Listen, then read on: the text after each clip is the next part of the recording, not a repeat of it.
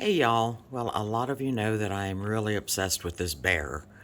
I've done it in stained glass a couple of times and used up a lot of scraps that way. But I had an idea for a fused glass piece, and what I think I'm going to do is I cut out this round circle and I'm going to cut out my bear in fusible glass, and then I'm going to grout him with frit and try and put in like some of my dichroic frit, but I don't want to get crazy because that's expensive. Um, so I'm probably going to do like I don't know what color yet, but I'll let you know when I get there, and put dichroic frit in the grout too so that it gets like a rainbowy effect. I like to do yard art, and one of the things I want to do is a neighbor of mine cut me some slabs from some trees he took down. And I don't know if you've seen them, but some of the wood that has the glass embedded in it, it's a tall tree slab. You take a router, you route out your shape. That's why I put this on a circle, because I didn't want to have to route out the bear. That would have been exciting. I haven't used a router in years, so it's going to be fun enough just getting a circle. Maybe I should have done a square. But anyhow, we'll be back to this. I'm going to go ahead and mark up my black glass with the pattern. And what I did here, if you can tell, the original picture off the internet had all these fracture lines in it, which was really fun to color. But I didn't want that many cuts, and even in my scrap bears, I omitted a lot of those lines. So I took it and put it in my, Adobe Photoshop, and took out more of the lines, but I still wanted the bear to be a bear. So anyhow, I'm going to cut it out in black. I'll be back with you once I get my black marked up. And we'll make this bear, and it'll kind of be like that light leak, which is also inspirational if you haven't seen that. I know Jameson has done a really cool one. I'll find a video link for him. He did a really cool one, and I know that Creative Paradise did one. So light leak, look it up.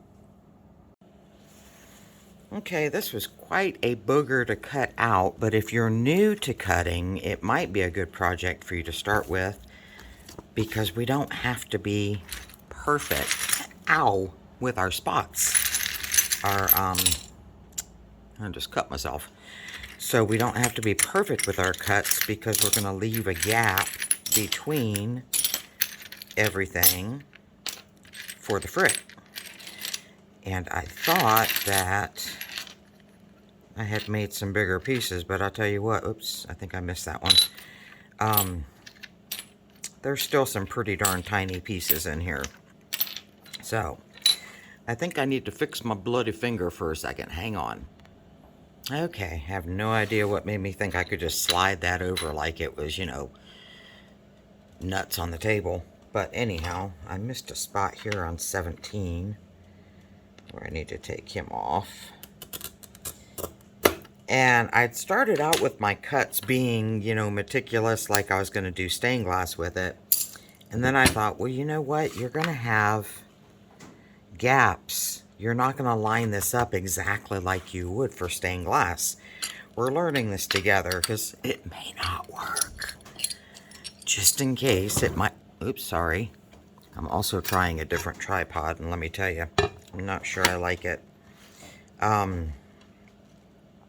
So anyhow, we're not going to put these down exactly where they go, because I want room in between for frit and dichro and fun things. So I'm going to just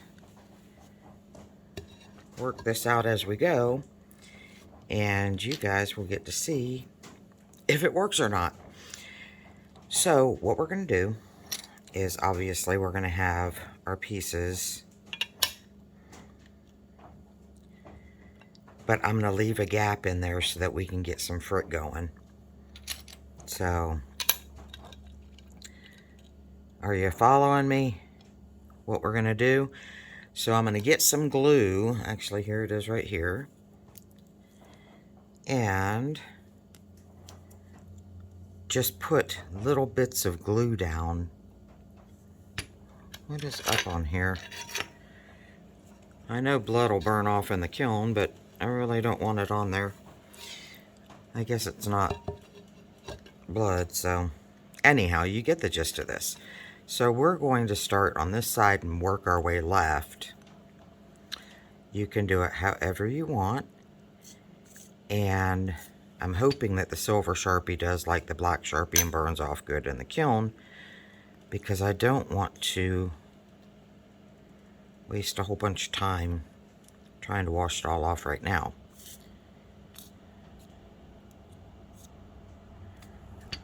I'm hoping this works. I'm not sure that it will. We're playing this game together. Now this little spot right here, where is he? Here he is. I couldn't put a number on him, he was so tiny.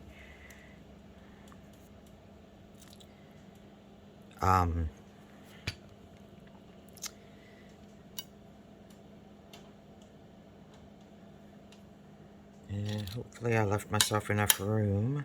I did not. So, actually, instead of doing that, what we may do is slide. Yep. We're going to have to do that. Alright, learning with me. Let's move the glass over some here so that 34 will fit. So we'll bump everybody up a little bit. There we go. I will probably fast forward this so that you aren't bored watching me fit it all in. This is the first go round, so we'll see what happens.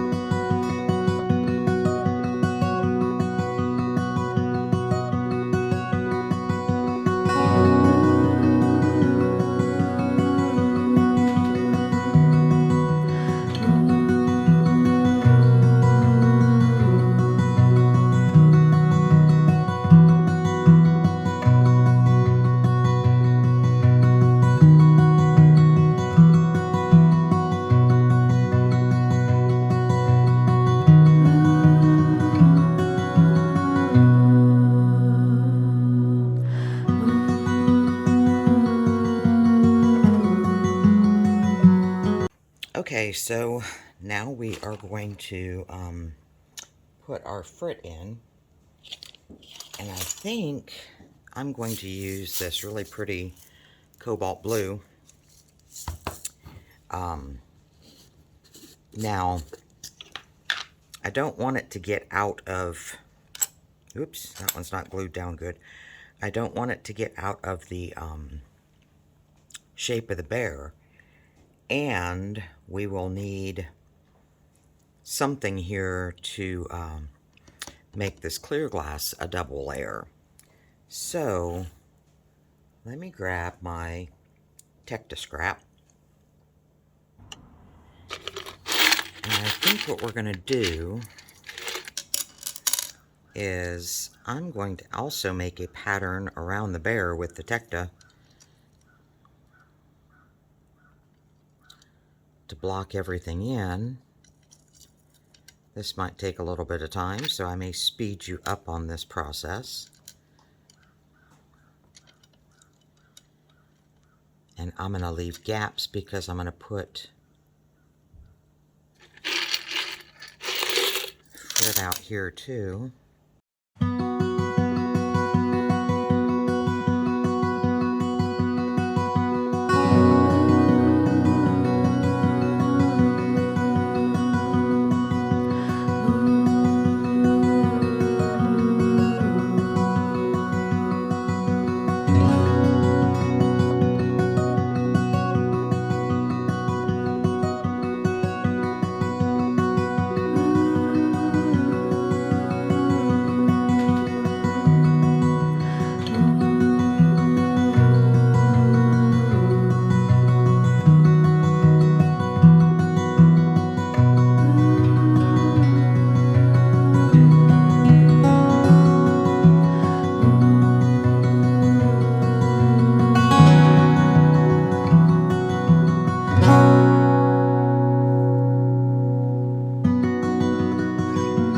Okay, so that was a little bit tricky doing clear on clear to see it, but if you get my drift, I just don't want the shrinkage to happen to the circle. Probably be good if that was glued down too, but I think we can carefully get to the kiln with it. So I'm going to put the blue, and I will clean up where I go over. And this is medium frit. I don't want to use fine. I think I'd get too many bubbles. And I think coarse would be too big, so as Goldilocks says, medium should be just right. I'll put it in and then take my little paintbrush.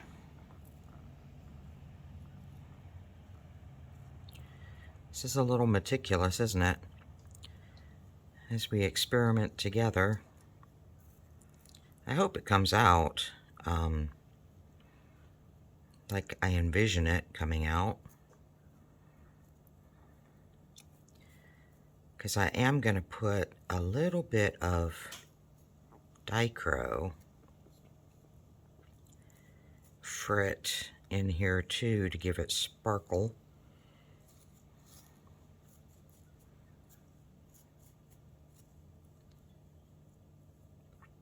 And if you did look up Stephanie's light leak on Creative Paradise, I'm hoping that I will get that type of a reaction here, you know, where you see the blue coming through the gaps. And I think this one might end up being in one of those logs I was talking about.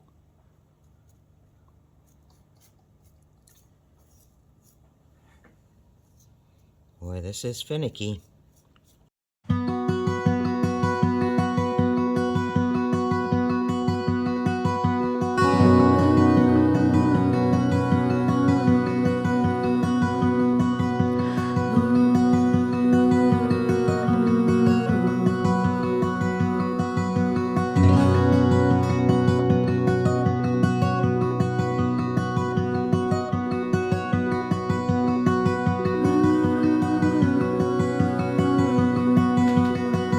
guys ever do stuff like this? Come up with a idea and just kind of hope that it's going to work?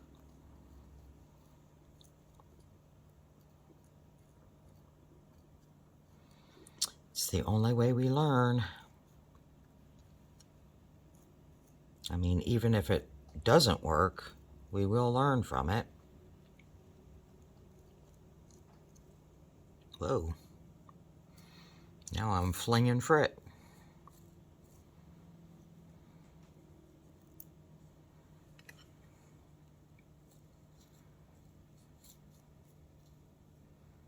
Now here's the tricky part. If I have extra, how am I going to pick it up?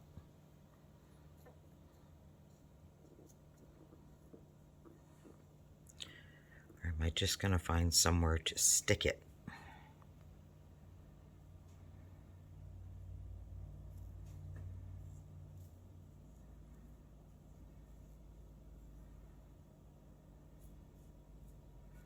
And I do want to leave a little bit of room for the dichro.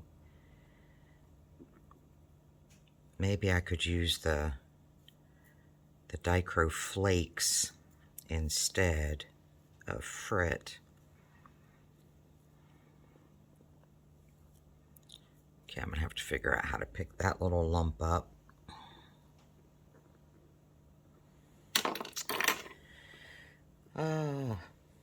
Let's see if this will work. Make it like a little dustpan without getting it everywhere. Or knocking my clear off. That light leak was the inspiration. So it's kind of amazing when you watch other artists or look at even pieces that aren't in the same medium. They give you ideas.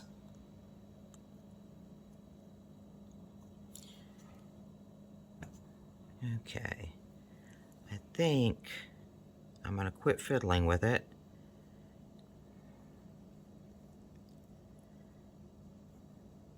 I say. And yes, these are the flakes. So, let me get this lid off. I'm always happy that these lids are so tight, but boy, are they a pain sometimes. Better than having it fall off. Now, I don't want to get too much.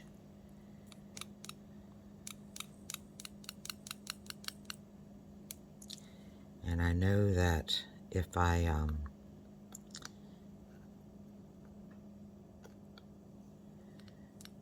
mix this up with the blue, I'll never get it unmixed to pick it up and save it, you know. And I think these are kind of pricey. I am a cheapskate. I like to reuse everything I can.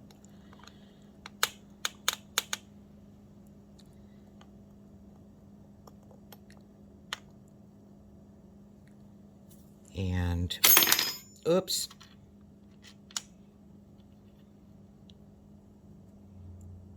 Yeah, we'll take advantage of the fact that I could get that out now.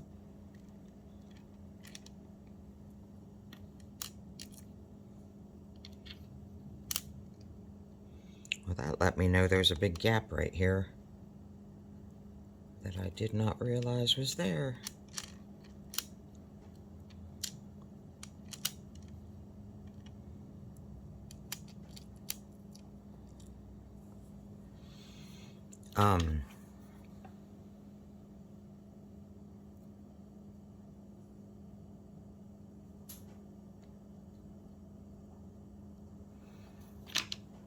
Back to my cheapskate thing.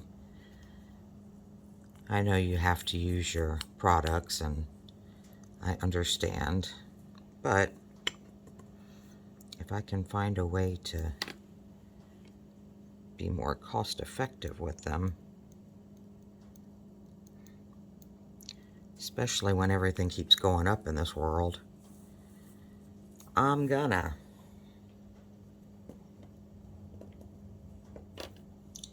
I know I'm off camera for a minute, but that's because I'm going to try something here, and I had to reach it.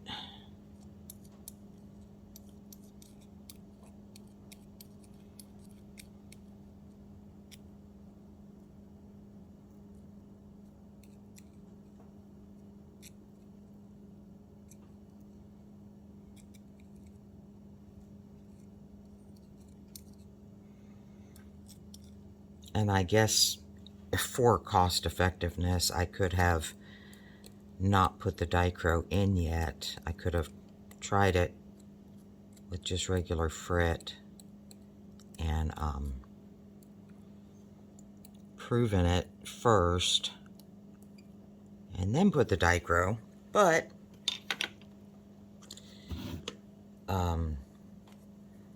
you know, Murphy's Law would have kicked in and it would have come out great.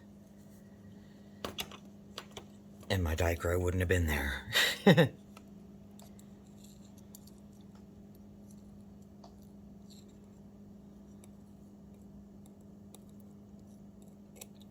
This is just a clay carving tool.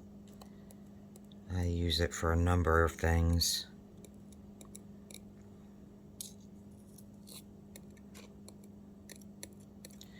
And I may not be putting enough Dichro for it to even really be super noticeable. But since this is going to be an outdoor piece and the sun's going to go through it, where I intend to put it, the sun will hit it at sunrise and sunset.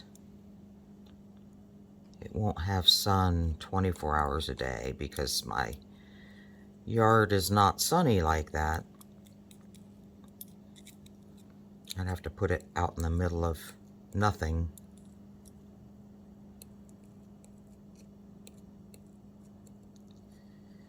Which would be kind of cool because he'd be the center of attention then.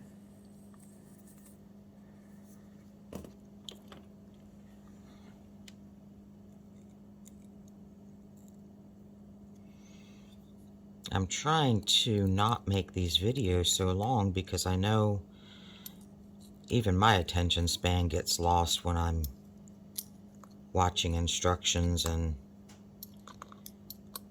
I don't want you to be bored. But you know, just from making things yourself, the process can't always be rushed. So, thank goodness for fast forward, right?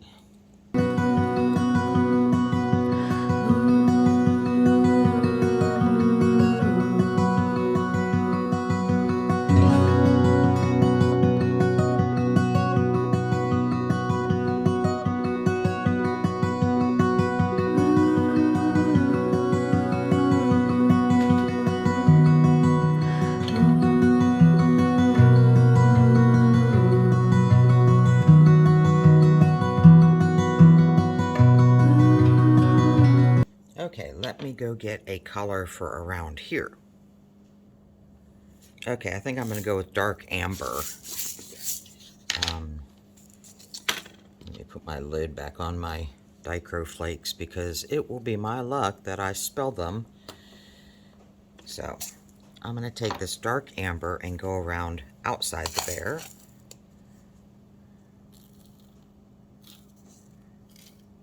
And if some gets on the bear, it's going to be okay. It's tricky to get to the edge on a circle with this and keep it in play. If I were smart, I would do something like Grasshopper does and put aloe vera or something sticky on the edge to catch it. But I was not that smart. I will think about that next time, though, that's for sure. And this, honestly, I'm not that concerned with it being in all the crevices and off the tops of the glass, because I think it's going to diffuse on its own organically, like you've seen with the displacement type bowls and stuff like that. Oops, stuff like that.